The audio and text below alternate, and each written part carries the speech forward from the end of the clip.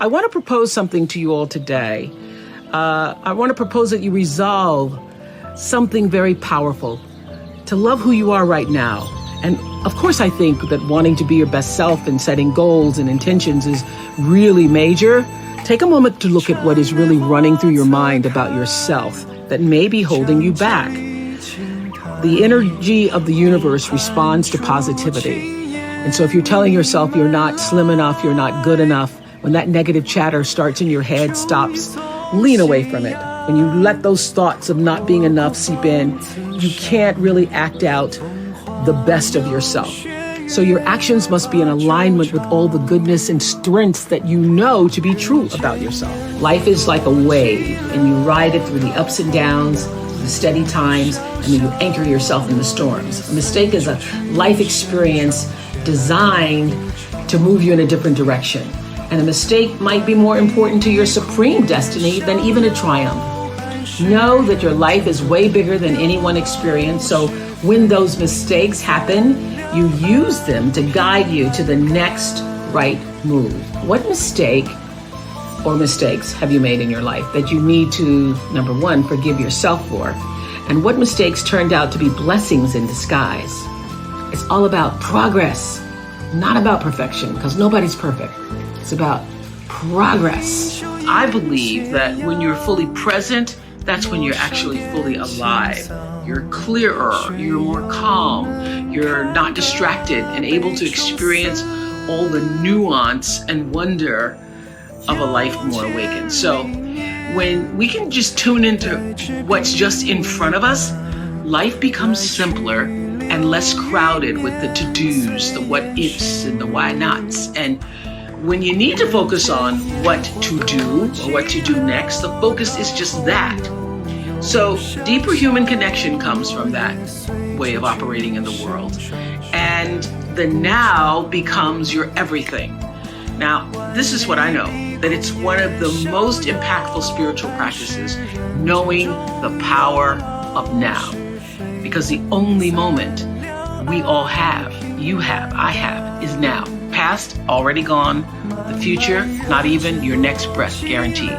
Letting go of energy that's clouding your vision and holding you back. It's a life practice that I learned long ago that has freed me, so many ways. It's a fact that holding grudges against somebody who's done you wrong, or revisiting hurtful situations in your head over and over, only weighs you down and prevents you from being who you're meant to be right now. Because you're still energetically holding on to the past. The energy that you put into constantly rewinding to the resentment. Why did they do that? Why did they say that to me? I didn't deserve to be treated that way. All of that only keeps you stuck. It will never change what happened.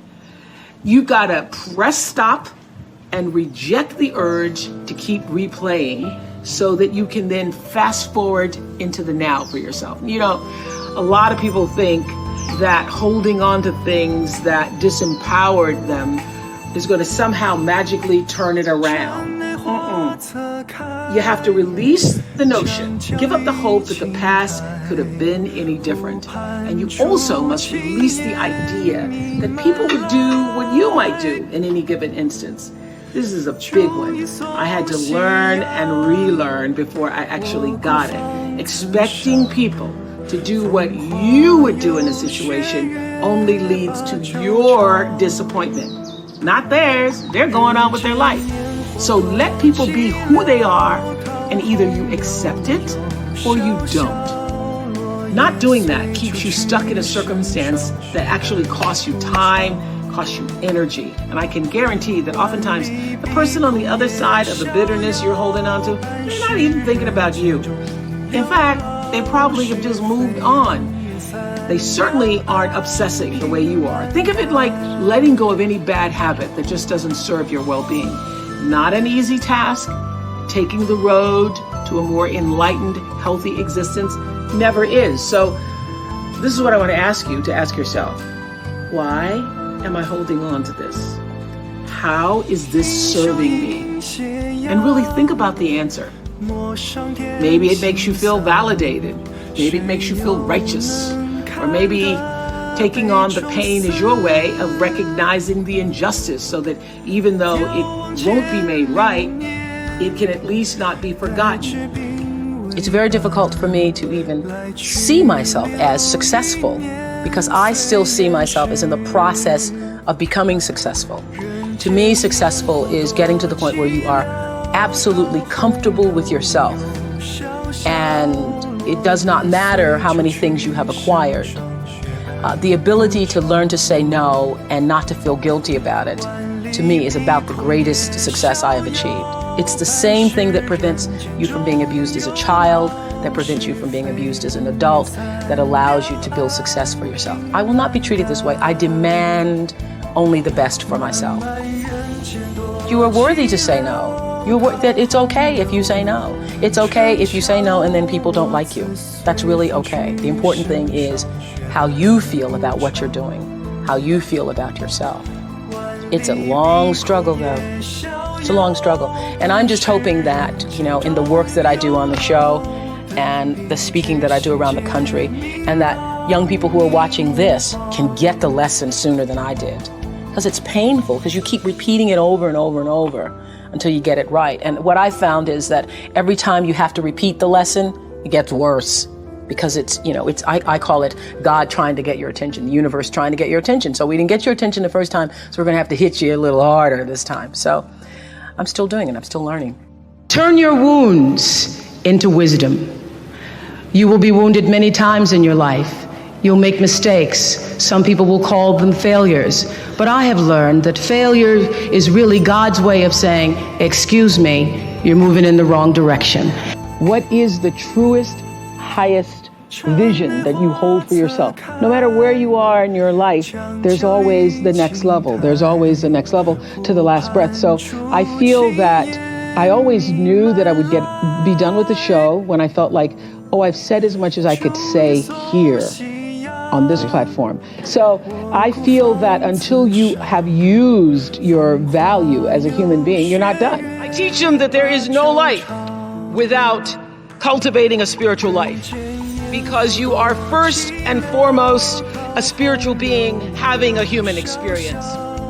And if you lose sight of that, it's easy to get lost in the world, and no one can save a world that they're lost in when they've lost sight of their own North Star. So having a spiritual life actually means actively and ritually creating the space in your life all the time for gratitude, for kindness, for empathy, for inspiration, for joy, and for reverence for life in the home of your soul first. And then working to spread that inner joy outward.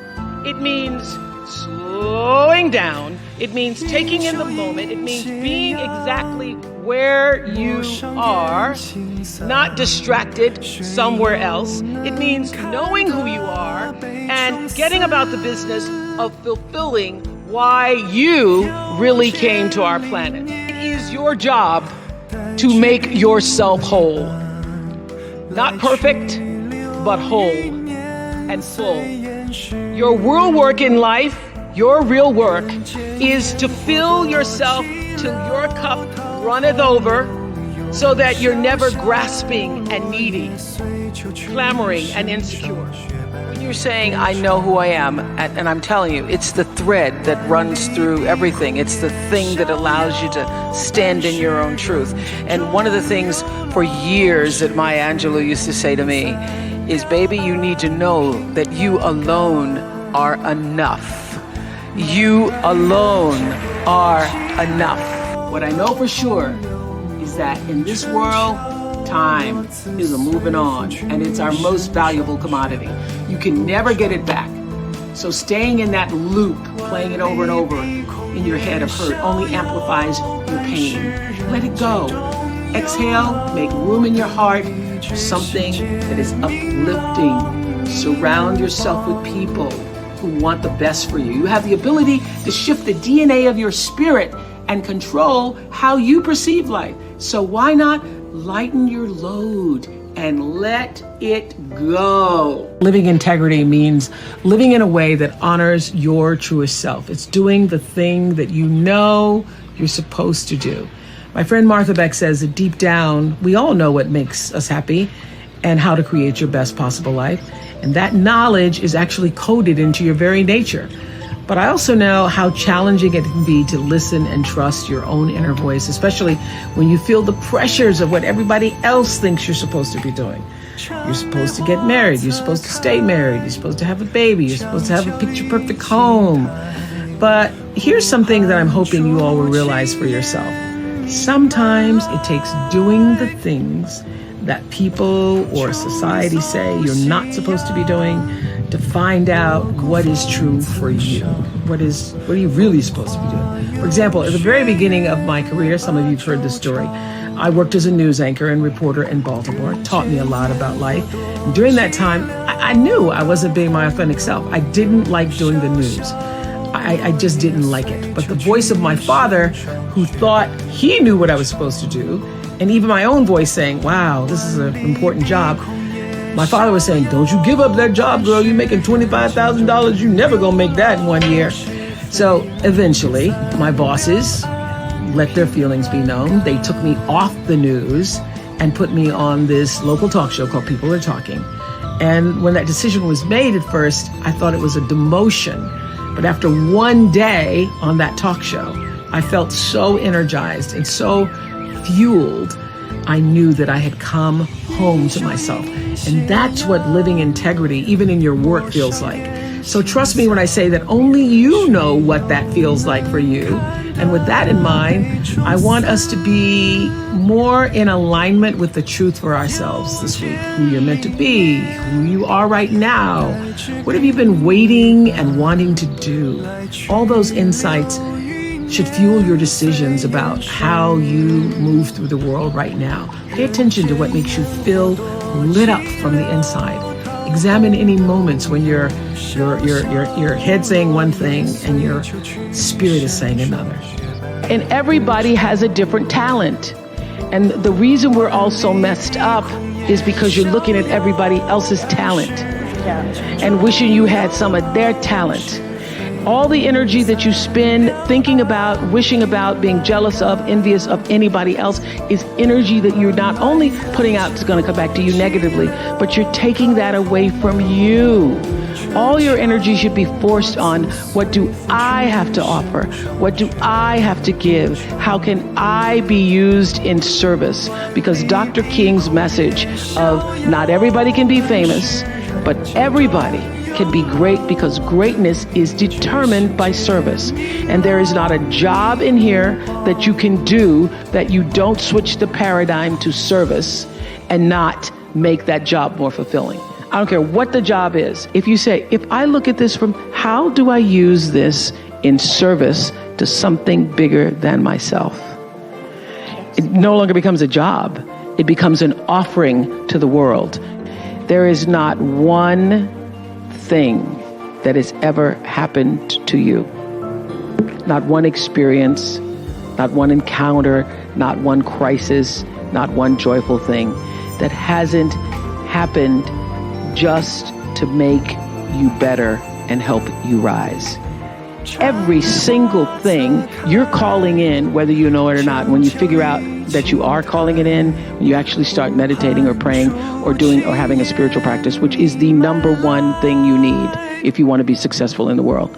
You need something that gives back and nourishes you, regardless of what you call that. You need to fill your cup so that you can be so full, your cup runneth over and you have enough to give to other people.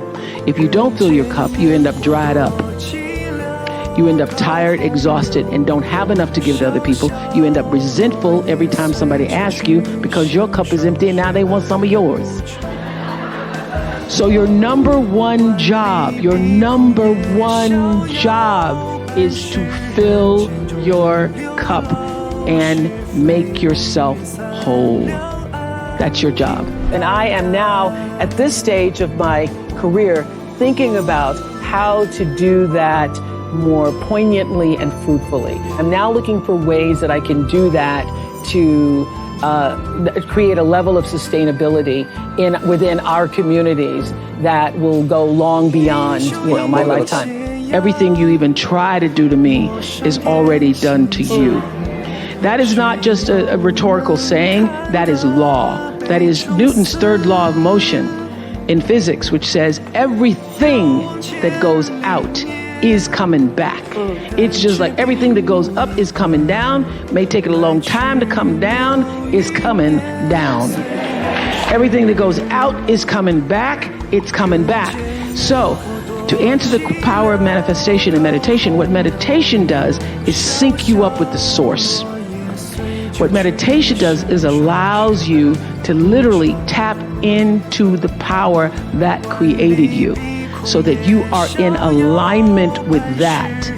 And so when you carry that out into the world, everything that you do comes from the center of that alignment that's coming from the source that we call God, we call divine energy, divine intelligence, whatever name you want to give it to, we call life. When you are synced up with life, life just gives to you. Wherever you are in your life, in your relationships, every person that you encounter, every experience, a person wants to know, was that okay? Was that okay?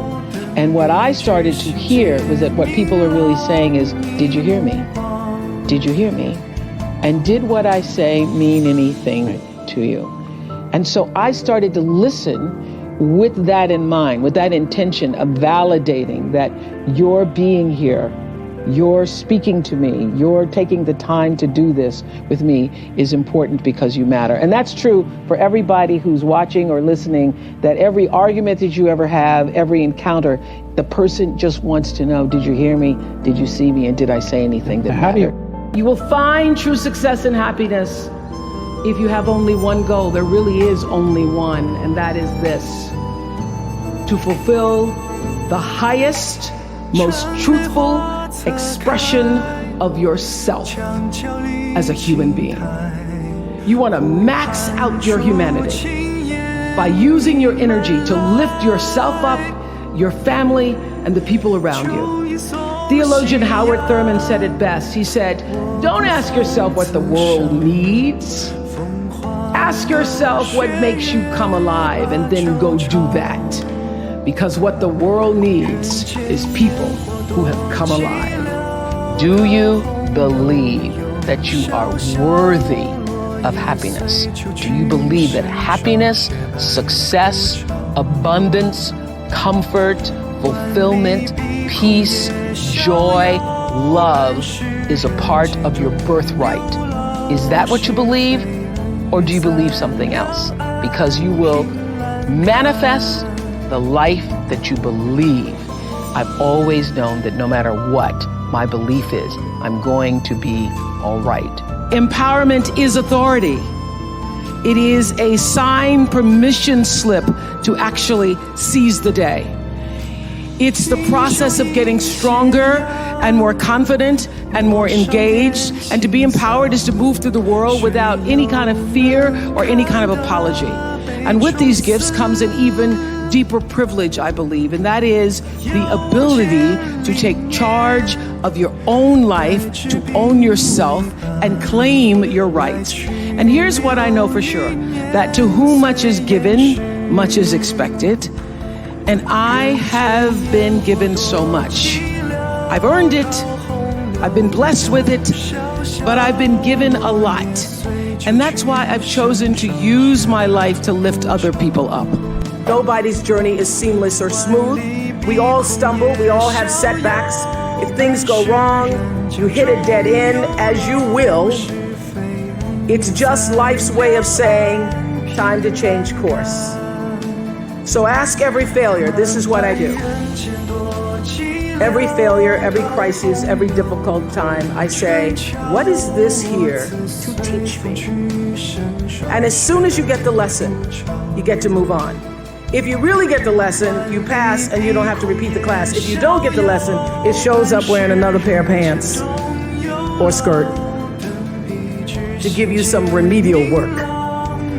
And what I found is that difficulties come when you don't pay attention to life's whisper, because life always whispers to you first, and if you ignore the whisper, sooner or later you'll get a scream.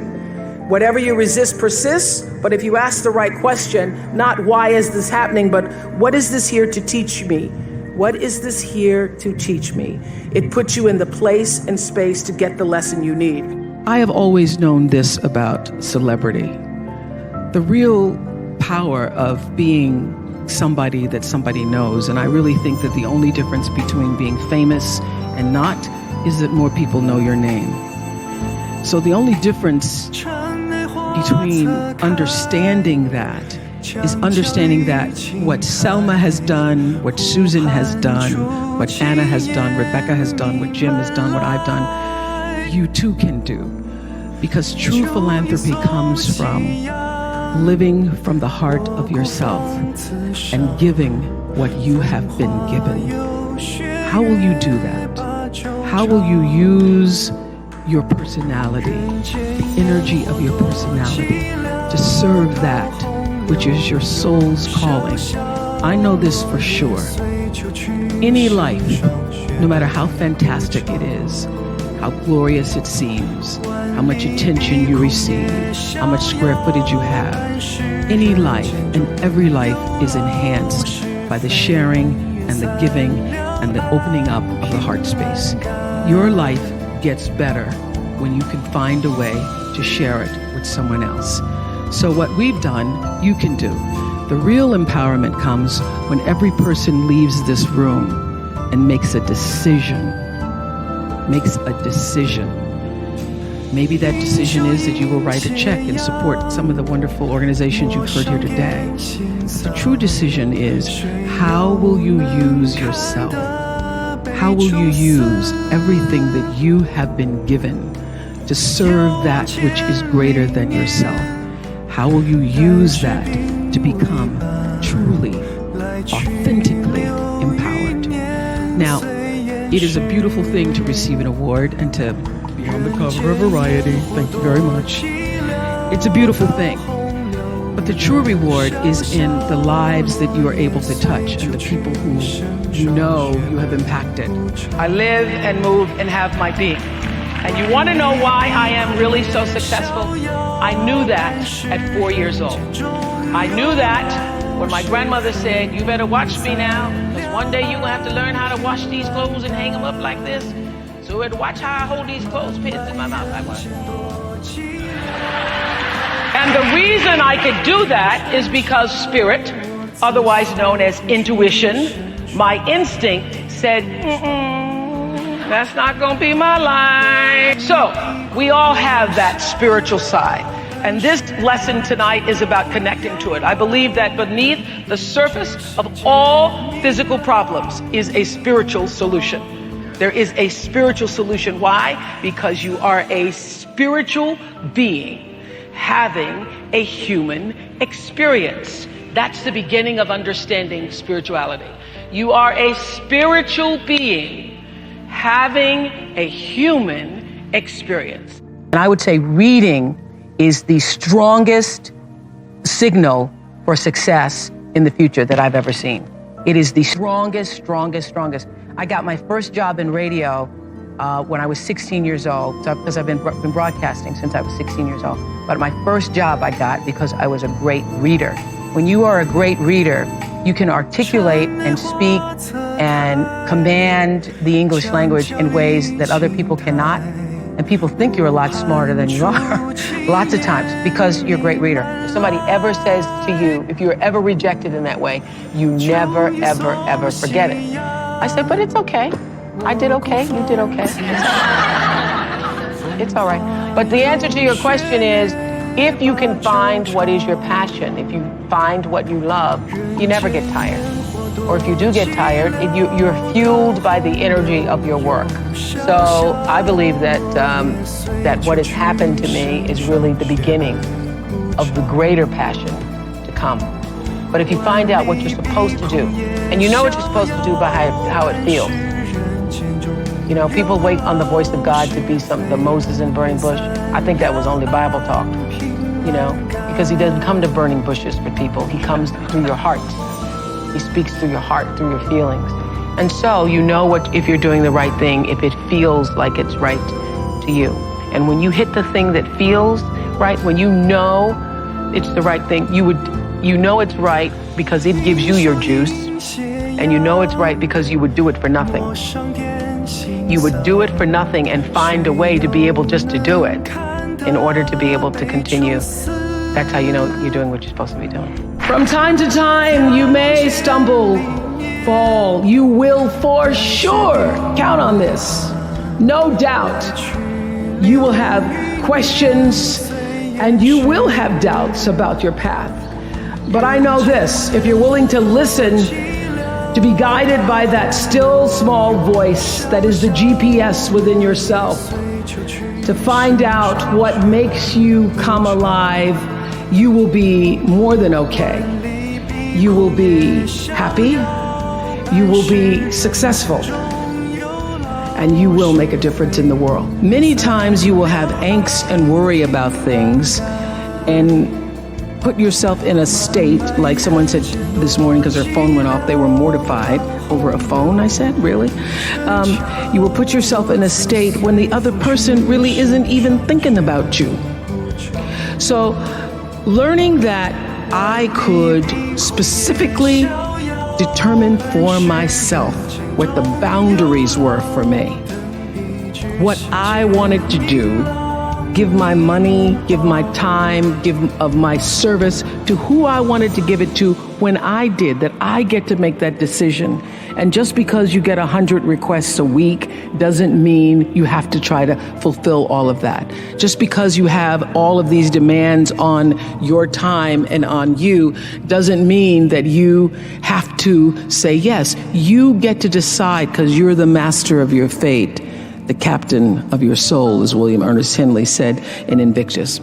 And understanding that really changed the meaning of my life in that I was no longer driven by what other people wanted me to do, but took charge of my own destiny, making choices based upon what do I feel is the next right move for me. Create a baseline for ourselves that's based on intention. This was around 1989 when I'd read Gary Zukav's book called The Seat of the Soul.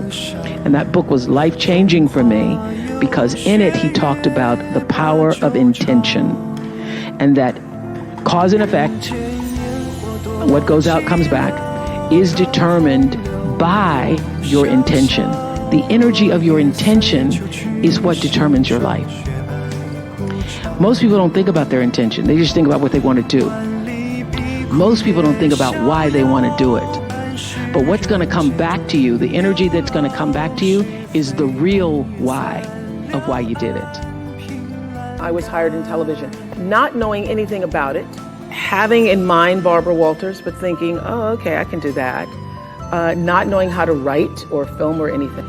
And I think it was because it was the times, and I literally had somebody who was willing to work with me that I managed to find my way.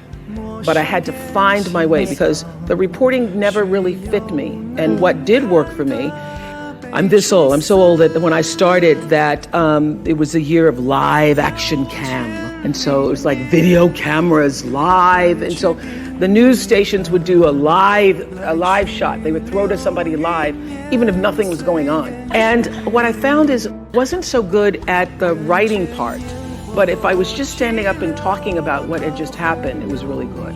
And then I started to feel, so I started in 19, working in television, became an anchor immediately afterwards. I could feel inside myself that reporting was not the right thing for me, even though I was happy to have the job. I got an offer to go to Atlanta. I was making $10,000 a year in 1971, but still in college, so I was thinking I was doing pretty good. I got an offer to go to Atlanta for $40,000, which I thought, it's over. I'm gonna make $40,000. And my boss at the time said to me, you do not know what you don't know. And you need to stay here until you can learn to write better, until you can perfect your craft as a journalist.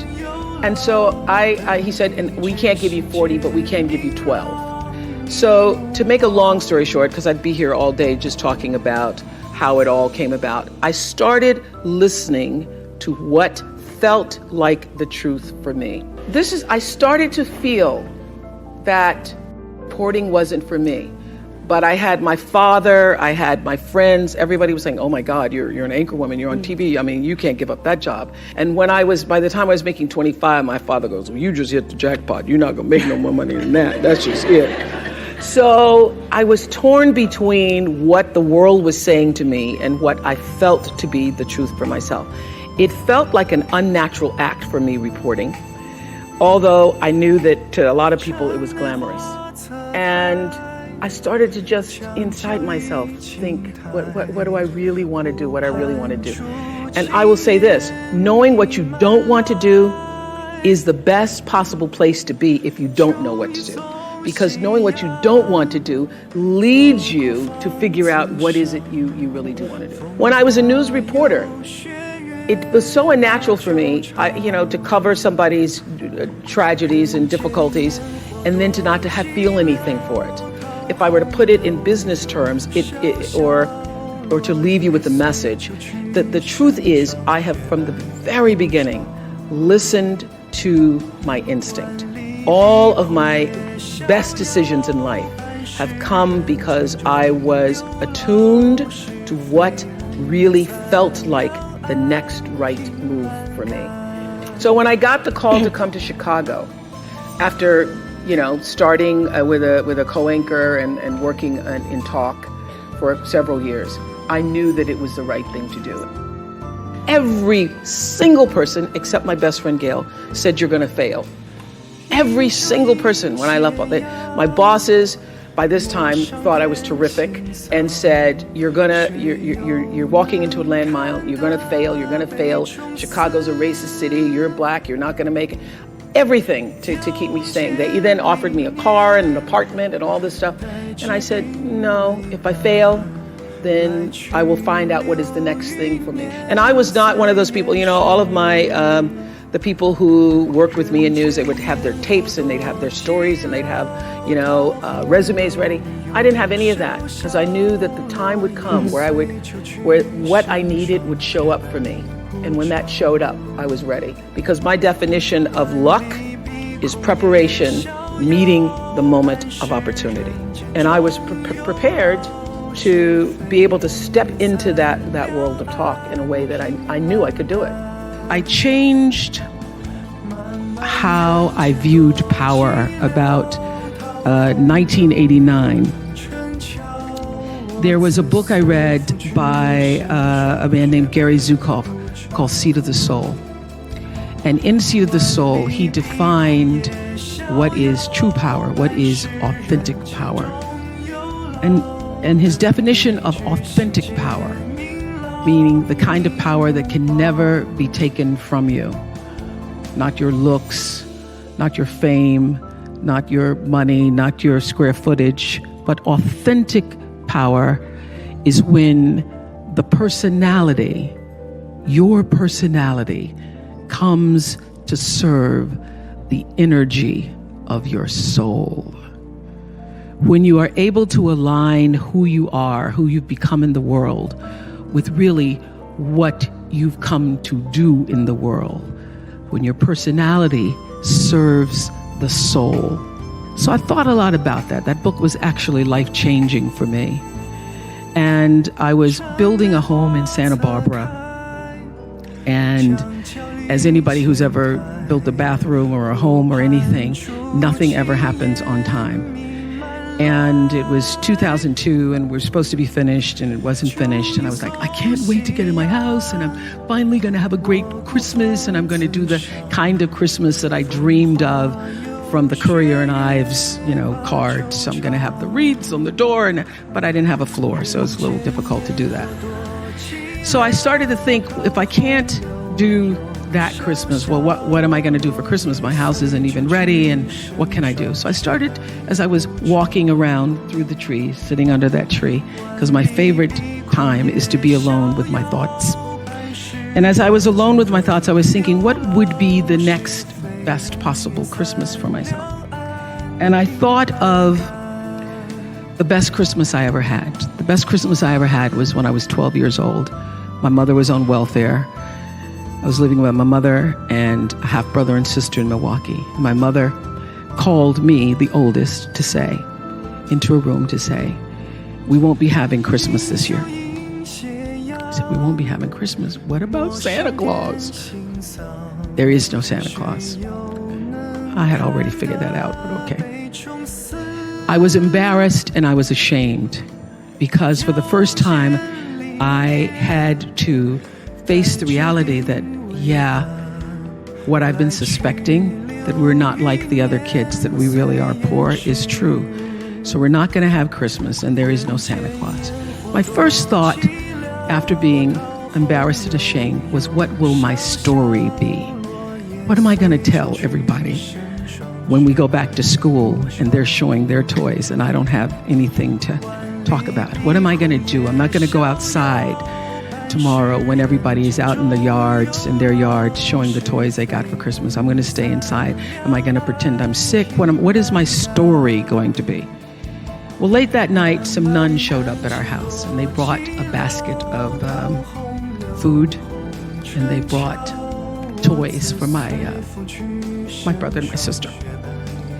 And I was overwhelmed with joy that those nuns showed up. Not because they brought me a Tammy doll when I really wanted a Barbie doll.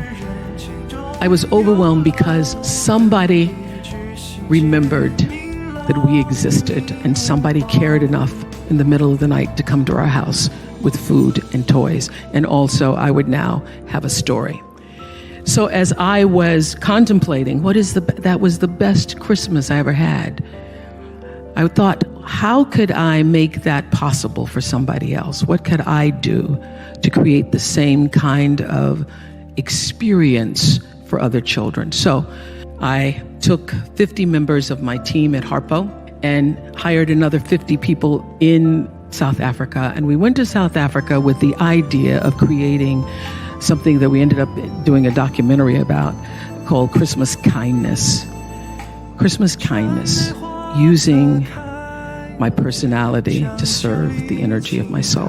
So we went from village to village, offering toys and clothes, food, soccer balls to children who'd never experienced Christmas before. And early in the morning, you could see them lining up by the thousands to come. And we actually went to 10 or 12 villages to do this. And people said to me at the time, oh, that's so frivolous and the kids won't remember it. And why don't you use your money to do something else more substantial, Oprah? And I said, they may not remember the toy. They may not remember the clothes, although they were most excited, the children, to open boxes containing clothes because, as their caretaker said to us, having new clothes made them not feel poor. And for so many of these kids, it was the first time they'd ever experienced having something that was new for them. They may not remember what they got in the box, but they will remember that somebody remembered them. They will remember the experience.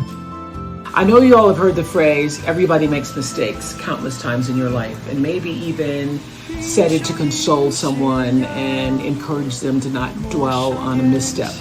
So I'm asking today, why do we let our mistakes overshadow our good decisions and accomplishments? What I know for sure is that mistakes are here to help define us. And when I started the Oprah Winfrey Network, I definitely made some mistakes, some missteps. We launched before we were ready. And I gotta tell y'all, if I knew then what I know now, I would have done a lot of things differently. I remember saying at the time, if I was to write a book about it, I would call it Mistakes 101. Sometimes when you aren't listening to those inner voices and the knowing of your own purpose, you can get off track. And even when I know how to listen, sometimes if I don't listen, I get off track really quickly. You can get in the wrong relationships, or you can do things prematurely, get yourself off track. Well, this is what I know. Every perceived mistake can be an opportunity to know better and do better. And from that perspective, there really is no such thing as failure. We may perceive it that way in the moment, but things always turn around and eventually lead you to the path that you're supposed to be on if you're paying attention. What are you here to do? What are you here to fulfill? What are you here to offer? Maybe it's friendship, companionship, leadership. Maybe you're all the ships, including the mothership that's always steering things forward for the rest of the people in your life?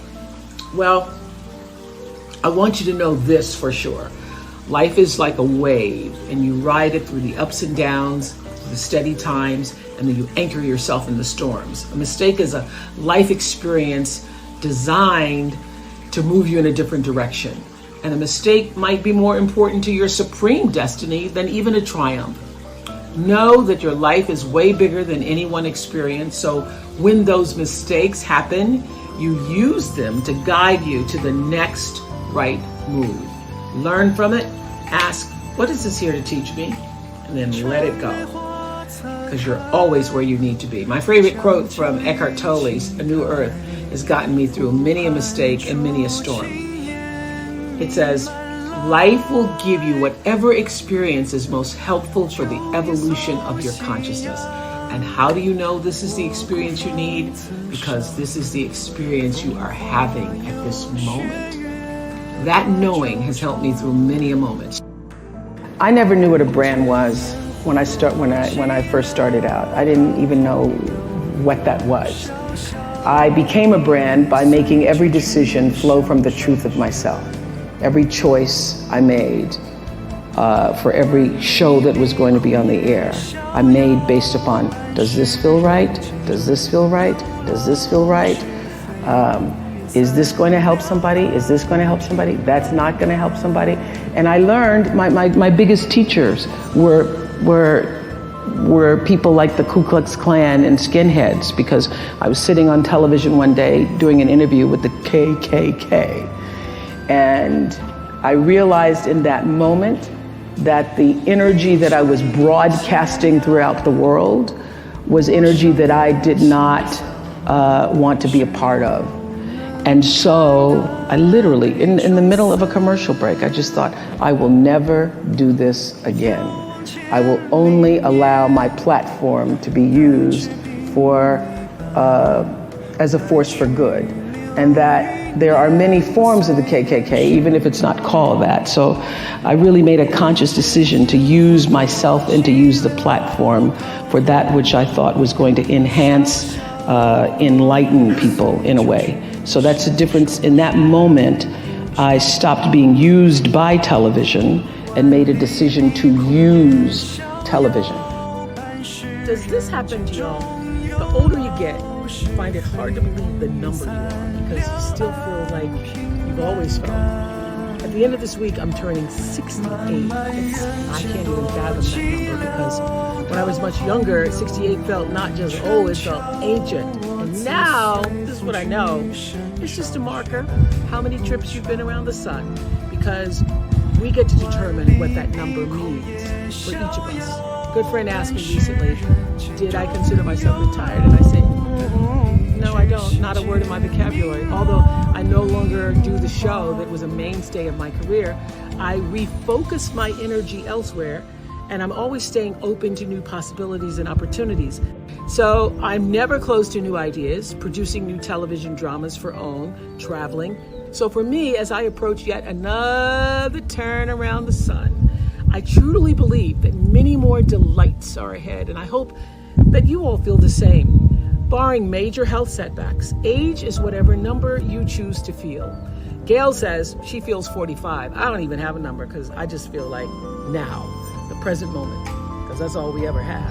The past is gone, the future's not promised to anybody, and when the future does show up, it's still going to be the now. So I live for, I celebrate, and consistently remind myself to stay in this moment, doing whatever this moment requires, giving it my full attention. And in this moment, I feel connected to the source of all things. I feel wise and peaceful and content. And yet, this moment allows me to see it's never too late to reach a new height that you never thought possible, or achieve a new goal. It can be as small as picking up a new hobby to add a little more joy in your day, as radical as moving across the country to pursue the life you've always wanted. Whatever you dared to desire, I encourage you to pursue it in the hopes of starting a next chapter that is bigger and fuller than anything you've lived thus far.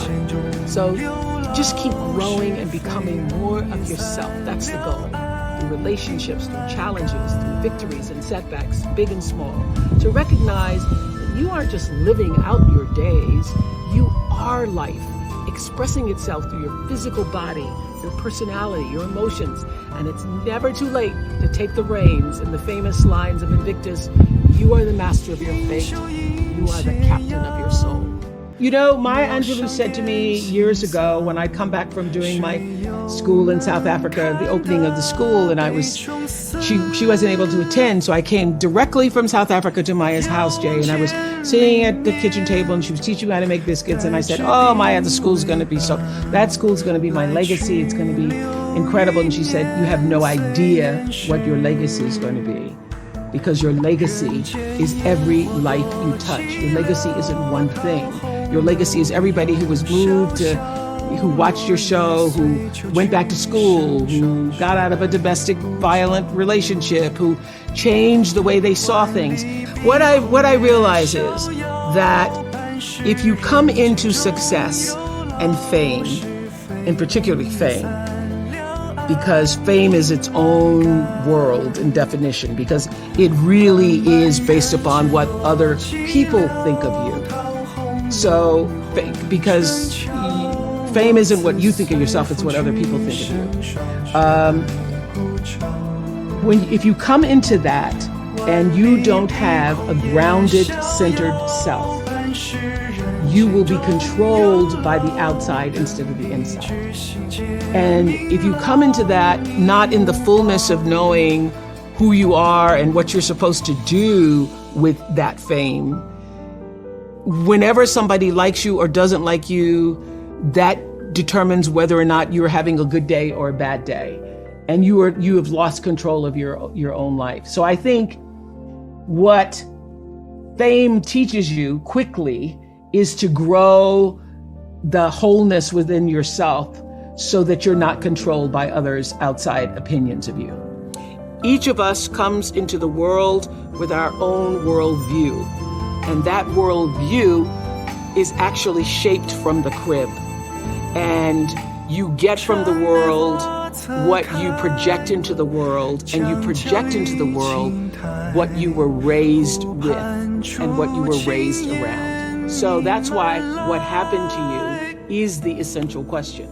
I want people to understand, most importantly, that when you are arguing with a friend and they act like they can't hear you because they're arguing so strongly back at you, they really can't because of the way the brain is structured. So when you're in fear mode, anxiety mode, when you're really amped up, you just need to, both of you need to calm down, take a walk, take a break, and come back.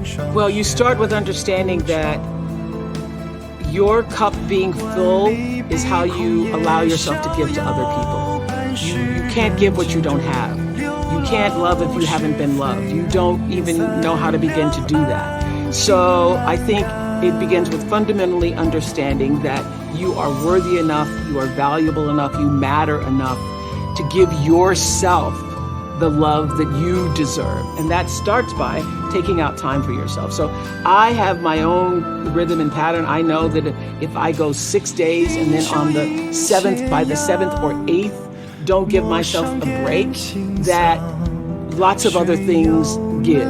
That I'm not as alert, I'm not as attuned, I'm not as centered, I'm not as focused. So I know that is my limit. I cannot go beyond a certain amount of days. And for me, walking in nature is my solace. It is where I feel that I am one with all, and all being, all creation and connected. For other people, it may be dancing, it may be music, it may be knitting, it may be whatever it is that brings some kind of rhythmic pattern into your life. Actually, it was Bruce and I were walking on my campus in South Africa, and there were a group of girls dancing, literally on the lawn, because Lord knows they love to dance.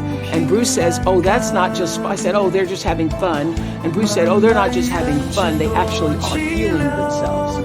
Because the rhythmic pattern, that's why when you've been in an argument with someone, or you're in the middle of an argument with somebody, if you just go and take a walk, or you go and turn on some music and you start dancing. If you just have some form of movement, you feel better. One of the most important things, most important takeaways from what happened to you, I believe, is understanding how the brain works. You understand that when you're upset or in fear or angry or are in an antagonized state, and you're trying to reason with a person, a child, your spouse, your boss, your friend, they literally cannot hear you because the reasoning part of the brain is in the cortex, and what you're saying is only reaching the brain stem. So whenever somebody is dysregulated, which is what that is, being anxious and fearful and yelling and screaming, the thing to do is to calm yourself first. Then you will be able to help that other person get calm and regulated. That's how you get to reason. But if you both are just yelling at each other, literally, and you're going, you don't hear me, and you don't hear me either, and you never, they actually cannot hear you. That's what I thought was so fascinating. One of the most important things I have learned with coping is to accept this moment for what it is. Do not spend your energy pushing, and that's whether you are late in traffic or whether you are late on your bills and you don't know where the next paycheck is coming from to do it. Don't spend your energy resisting what is. You know, the 5 stages of grief begin with shock and denial and end with acceptance. I have found that to be a great formula for operating in any crisis or challenging circumstance. Get to acceptance as quickly as you can, and that will allow you to cope better with this present moment. Because when you are pushing against, I wish it wasn't this way. I mean, I've seen so many people during this pandemic. Last March, I can't wait until this is over. That was last March. Now we're a year later, and they've spent the year in resistance instead of, this is where we are. Not so sure when we're going to get to shore. I just better learn how to tread stronger. Oh, my legs are getting stronger in the tread. So being able to accept the treading moment for what it is, and having the wisdom, the faith, the understanding, the knowing that you're not going to be in this moment forever. Because if life does anything, it consistently changes. So for however long we're in this pandemic moment, it is not going to be forever. But how do I make the adjustment to accept the moment for what it is and stop pushing against it, using all of my energy, wanting it to be something that it's not?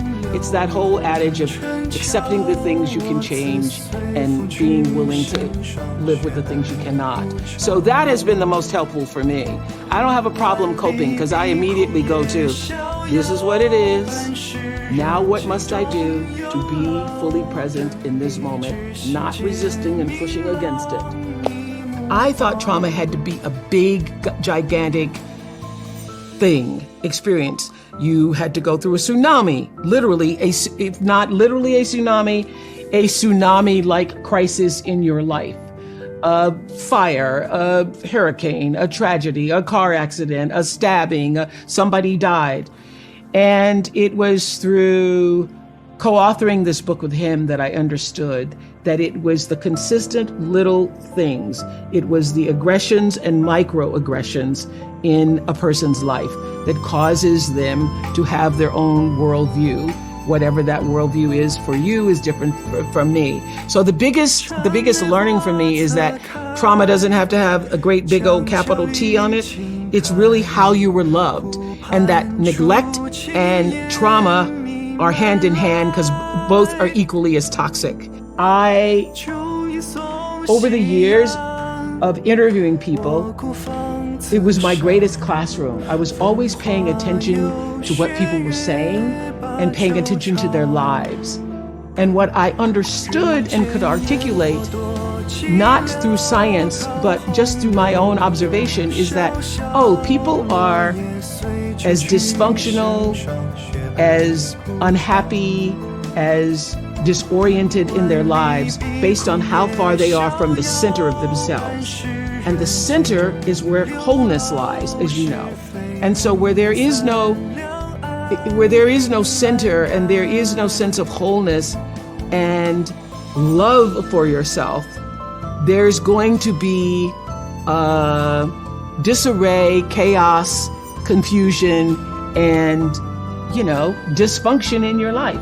And I saw that over and over and over again, that people behave based on how they were loved and then how they were able to process that in a way to love other people. One of the most important points I think Dr. Perry makes in What Happened to You is that neglect is as toxic as trauma. And so even though you might not have had a trauma with the big T, it boils down to, did you get what you needed? And I have done so many interviews, as I know you have too, Jay, with people who are raised in the same family, and everybody in that family has a different experience. And sometimes siblings are arguing about a thing that happened because from their point of view, it felt like one thing, and from the other person's point of view, it felt like another thing. Well, that is the reality of life, that you can have 2 children, 4 children, 6 children raised in the same household, and they experience the love of their parents differently. And not all the kids could have gotten what they needed, and some of the kids got what they needed. So neglect is you not getting what you needed for your worldview, for your personal approach to life, your sense of self-values, your sense of self-esteem. And so I have seen in the thousands of interviews that I've done over the years that the level of dysfunction in a person's life is almost directly proportional to how they were loved, what happened to them, and how they were able to receive or not receive that love. So the what happened to you isn't, just for people who had the big T traumas, but it literally is what happened to you. Were you loved? Were you not? How were you loved? How was that love applied in your life? And were you able then to apply it in the rest of the world? One of my relatives say, I'm whipping you because I love you. Well, it certainly didn't feel like love. But I know that for that generation, the idea of I'm going to keep you in line and I'm going to make sure you're disciplined and that you're going to obey and do the right thing, in their minds might have felt like love, but certainly did not feel like or was interpreted by me to mean love. I mean, I think now, and I know if you are culturally raised the way I was, you have a lot of pain behind those whippings. And I remember doing a show on the Oprah show years later talking about should children be spanked, and a black woman stood up and said, well, I got beat every day, and I was in the choir, and my father beat me in front of the whole congregation in church, and I turned out okay. And I'm like, did you really? Because anybody who's ever been hit realizes the humiliation of that. What you feel more than anything, even as a little kid, is the humiliation of it. And what you are being told in that moment is that you have no value, that you are worth nothing, that you are so worthless that I get now to lay my hands on you and physically beat you. So it takes a lot. And I would have to say that it was a lot for me to overcome, to begin to understand that my life was of value. And as I say in What Happened to You, what did that for me were relationships with my teachers.